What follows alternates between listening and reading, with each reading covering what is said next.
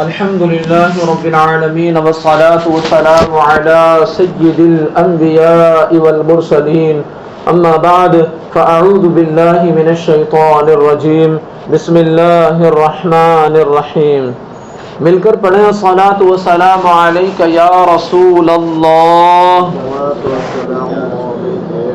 وعلى آلك وأصحابك يا حبيب الله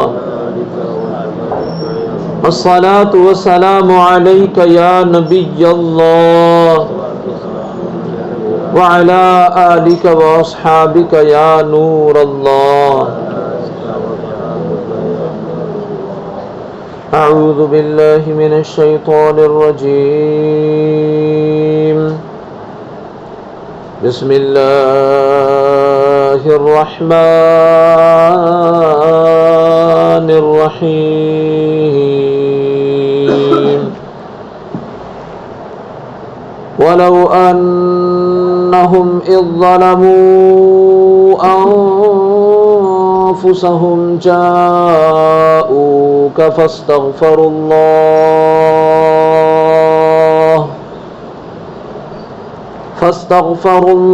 واستغفر لهم الرسول لوجدوا الله توابا رحيما صدق الله العظيم. اللہ پاک کلام مقدس میں ارشاد فرماتا ہے اگر وہ جو اپنی جانوں پر ظلم کریں تیرے پاس حاضر ہو کر خدا سے بخشش چاہیں اور رسول ان کی مغفرت مانگیں تو ضرور خدا توبہ قبول کرنے والا مہربان اس کو پائیں گے. حضور کے عالم حیات ظاہری میں نبی پاک صلی اللہ علیہ وسلم کی بارگاہ میں حاضر ہونا ظاہر تھا. اب حضور مزار پر انوار میں ہیں اور جہاں یہ بھی میسر نہ ہو تو دل سے حضور پر نور صلی اللہ علیہ وسلم کی طرف توجہ، حضور سے توسل فریاد استغاثہ اور طلب شفاعت کی جائے کہ نبی پاک صلی اللہ علیہ وسلم اب بھی ہر مسلمان کے دل میں جلوہ فرما ہیں. مولانا ملا علی قاری رحمۃ اللہ علیہ شرح شفا شریف میں فرماتے ہیں نبی پاک صلی اللہ علیہ وسلم ہر مسلمان کے گھر میں جلوہ فرما ہیں. یاد رہے تاجدار رسالت ماہتاب نبوت صلی اللہ علیہ وسلم کی ظاہری حیات مبارکہ میں آپ صلی اللہ علیہ وسلم کی بارگاہ میں حاضر ہو کر اور وصال ظاہری کے بعد آپ کے مزار پر انوار پر حاضری دے کر اپنے گناہوں کی معافی چاہنے اپنی مغفرت و نجات کی التجا کرنے اپنی مشکلات کی دوری چاہنے کا سلسلہ صحابہ کرام سے چلتا چلا آ رہا ہے. اس سے متعلق یہاں چند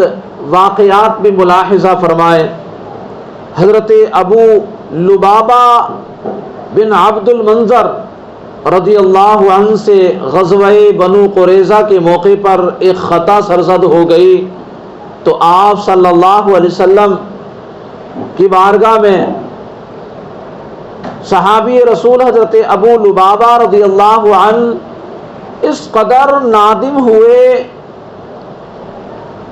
کہ خود کو ایک ستون کے ساتھ باندھ دیا اور کہا جب تک اللہ تعالی میری توبہ قبول نہیں فرمائے گا تب تک نہ میں کچھ کھاؤں گا نہ پیوں گا نہ کوئی چیز چکوں گا یہاں تک کہ مجھے موت آ جائے یا اللہ تعالی میری توبہ قبول فرما لے. امام الانبیاء محبوب کبریا جناب محمد الرسول اللہ صلی اللہ علیہ وسلم کو جب ان کے بارے میں پتہ چلا ارشاد فرمایا اگر یہ میرے پاس آ جاتا تو میں ان کے لیے مغفرت طلب کرتا. لیکن اب اس نے خود کو باندھ لیا ہے، تو جب تک اللہ تعالی ان کی توبہ قبول نہ فرمائے گا میں نہیں کھولوں گا۔ 7 دن تک حضرت ابو لبابہ رضی اللہ عنہ نے نہ کچھ کھایا اور نہ کوئی چیز پی، حتیٰ کہ ان پر غشی طاری ہو گئی۔ پھر اللہ تعالیٰ نے ان کی توبہ قبول فرمائی۔ جب انہیں توبہ کی قبولیت کے بارے میں بتایا گیا، فرمایا خدا کی قسم میں اس وقت تک کچھ نہیں کھاؤں گا اور نہ اپنے آپ کو کھولوں گا جب تک نبی پاک صلی اللہ علیہ وسلم تشریف لا کر اپنے دست اقدس سے مجھے آزاد نہیں کر دیتے، کھول نہیں دیتے۔ تاجدار رسالت صلی اللہ علیہ وسلم تشریف لائے اور اپنے پیارے صحابی حضرت ابو لبابہ رضی اللہ تعالیٰ عنہ کو بندشوں سے آزاد فرما دیا۔ یہ صحابہ کرام کا جذبہ تھا، یہ صحابہ کرام رضوان اللہ علیہم اجمعین کا خوف خدا تھا کہ اسے اگر کوئی غلطی سرزد ہو جاتی تو وہ کس طریقے سے نادم ہوتے اور اپنی غلطیوں پر شرمندہ ہوتے۔ اور آگے چلو، بارگاہ رسالت میں توبہ و رجوع کی ایک دوسری روایت ملاحظہ ہو۔ حضرت عائشہ صدیقہ رضی اللہ عنہا فرماتی ہیں میں نے ایک ایسا بستر خریدا جس پر تصویریں بنی ہوئی تھی۔ جب رسول اکرم نور مجسم صلی اللہ علیہ وسلم نے اسے دیکھا تو دروازے پر کھڑے ہو گئے اور گھر میں داخل نہ ہوئے۔ میں نے آپ کے روئے انور پر ناپسندیدگی کے آثار دیکھے تو عرض گزار ہوئی یا رسول اللہ صلی اللہ علیہ وسلم، مجھ سے جو نافرمانی ہوئی میں اس سے اور اس کے رسول کی بارگاہ میں توبہ کرتی ہوں۔ ارشاد فرمایا یہ گدا یہاں کیوں ہے؟ عرض کی میں نے آپ صلی اللہ علیہ وسلم کے لیے خریدا تھا تاکہ آپ اس پر تشریف فرما ہو اور اس سے ٹیک لگائیں۔ سرکاری نامدار مدینے کے تاجدار دو عالم کے مالک و مختار صلی اللہ علیہ وسلم نے ارشاد فرمایا ان تصویروں کو بنانے والے قیامت کے دن عذاب دیے جائیں گے، تو ان سے کہا جائے گا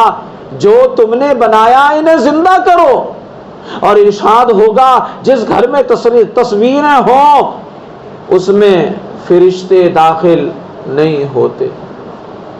جن گھروں میں تصویریں ہوں ان گھروں میں فرشتے داخل نہیں ہوتے۔ حضرت ثوبان فرماتے ہیں 40 صحابہ کرام جن میں حضرت ابوبکر، حضرت عمر فاروق اعظم رضی اللہ تعالیٰ عنہما بھی تھے، جمع ہو کر جبر و قدر میں بحث کرنے لگے تو روح الامین سدرہ کے مکین سیدنا جبریل امین علیہ السلام حضور پاک صلی اللہ علیہ وسلم کے دربار میں حاضر ہوئے۔ عرض کی یا رسول اللہ آپ باہر اپنی امت کے پاس تشریف لے جائیں۔ انہوں نے ایک نیا کام شروع کر دیا۔ نبی پاک صلی اللہ علیہ وسلم اس حال میں تشریف لائے، غصے سے آپ کا چہرہ مبارک سرخی میں اس طرح نمایاں تھا جیسے سرخ انار کا دانہ آپ کے رخسار مبارک پر نچوڑا گیا ہو۔ صحابہ کرام حضور پاک صلی اللہ علیہ وسلم کی اس کیفیت کو دیکھ کر کھلے بازو آپ کے استقبال کے لیے آگے بڑھے، اور ان کا حال یہ تھا کہ ان کے ہاتھ اور بازو کانپ رہے تھے، اور عرض کی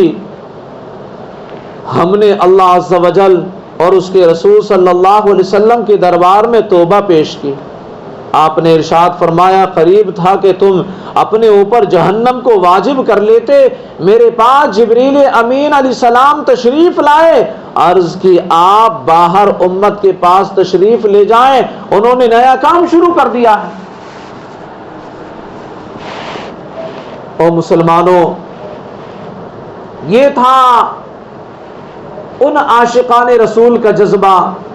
کہ اگر ان سے کوئی غلطی سرزد ہو جاتی تو وہ فوراً اپنی غلطی پر رجوع لاتے، گڑ گڑاتے، رسول پاک صلی اللہ علیہ وسلم کی بارگاہ میں حاضر ہو جاتے، اپنے گناہوں کی معافی طلب کرتے، ذرا بھی دیر نہ کرتے۔ لیکن آج دیکھیں اگر کسی کو سمجھایا جائے غلطی پر اڑ جاتا ہے اور 1000 قسم کے بہانے اور ادھر ادھر کی باتیں کرتا ہے۔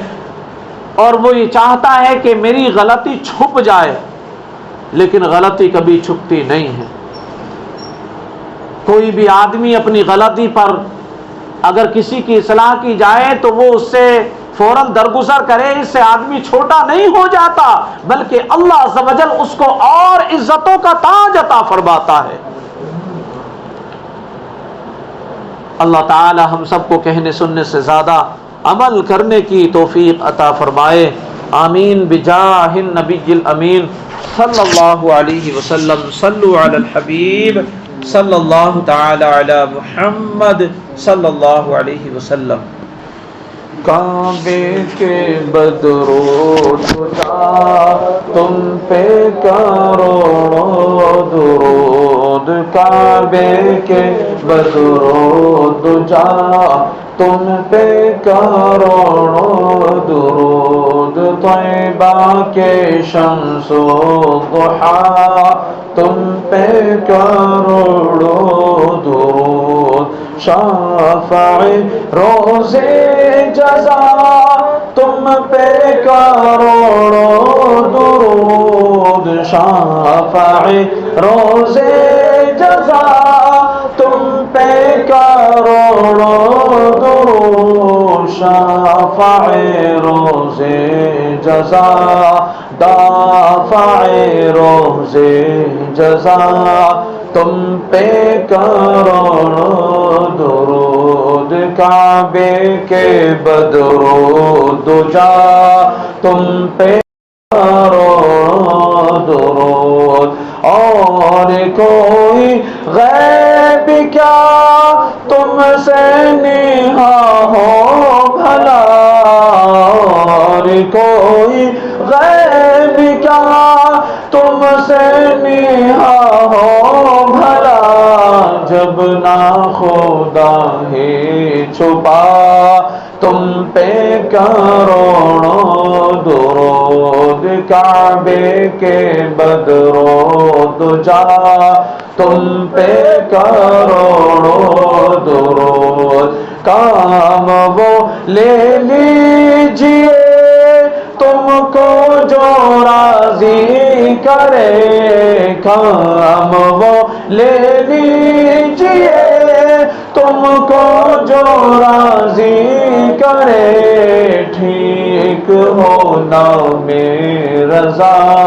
تم پہ کروڑوں درود، کعبے کے بدرود جا تم پہ کروڑوں درود، طیبہ کے شمس و ضحیٰ تم پہ کروڑوں درود۔ الصلاة والسلام عليك يا رسول الله، الصلاة والسلام عليك يا حبيب الله، الصلاة والسلام عليك يا نبي الله، وعلى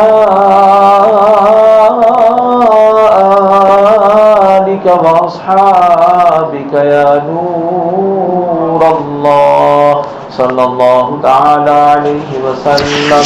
سبحان ربك رب العزة عما